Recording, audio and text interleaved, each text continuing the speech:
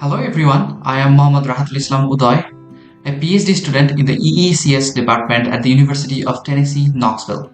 Today, I'll be discussing about 3D active pixel sensor circuit, which is a crucial component of modern day cameras. What is the relation between a camera and a pixel sensor, which is also known as an image sensor? As you can see that different parts of a camera actually mimics different functions of a human eye. Among all these components, let's focus on retina. What is the function of retina in a human eye?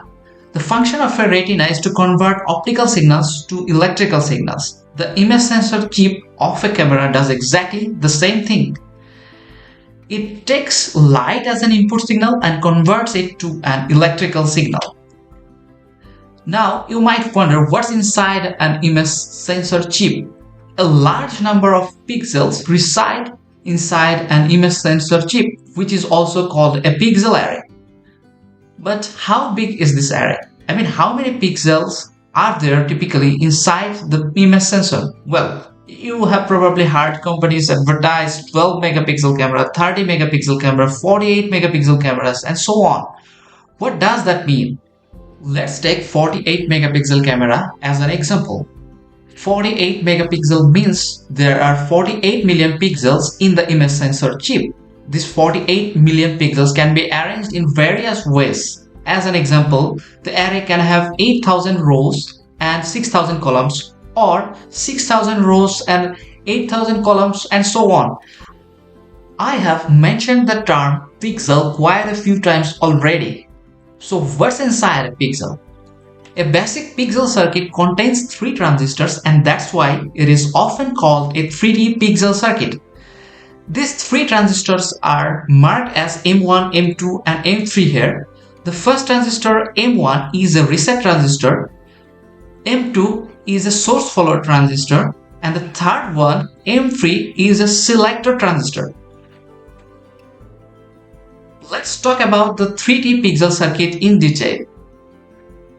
Besides the 3 transistors, there is a crucial component here, which is a photodiode. The characteristics of a photodiode is when light falls on a photodiode, a photocurrent flows through the photodiode, and due to that photocurrent, the voltage across the photodiode changes. In the right side of the screen, I will show you the timing diagram of the circuit, which will help us to easily understand the circuit operation. At first, a reset pulse is inserted into the gate of the reset transistor M1 to turn the transistor on.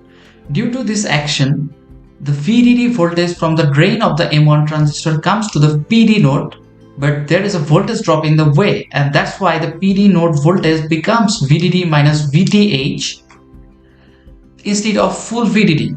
Then the reset transistor is turned off, and from this point, the photodiode characteristics will determine the fate of the PD node voltage. According to the photodiode voltage equation shown above, the voltage at the PD node will drop with respect to time. The voltage is allowed to fall for a certain amount of time before the next reset pulse, which is called the integration time or T-int.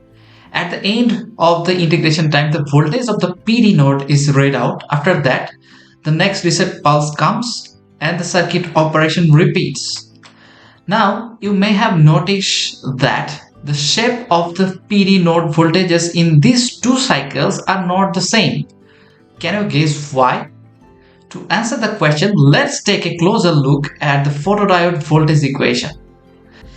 Here, dV by dt is the PD node voltage drop with respect to time, IPD is the photocurrent produced in the photodiode, and CPD is the internal capacitance of the photodiode. When the illumination level of the incident light on the photodiode is higher, the produced photocurrent will also be higher, and then the PD node voltage drop will also be higher. Now pause the video for a second and guess in which of these 2 cycles the incident illumination was higher. And here is the answer. Now you might be wondering why I have been talking only about the PD node voltage this whole time. What is the use of the other 2 transistors? Let's talk about them now briefly. I have previously mentioned that M2 is a source follower transistor. The function of M2 is to transfer the PD node signal from its gate terminal to its source terminal without disrupting the PD node signal. And the third transistor M3 is used to activate the read operation of the specific pixel. Well, that's how a basic pixel sensor circuit works. And that's all for today. See you in the next video. Thank you.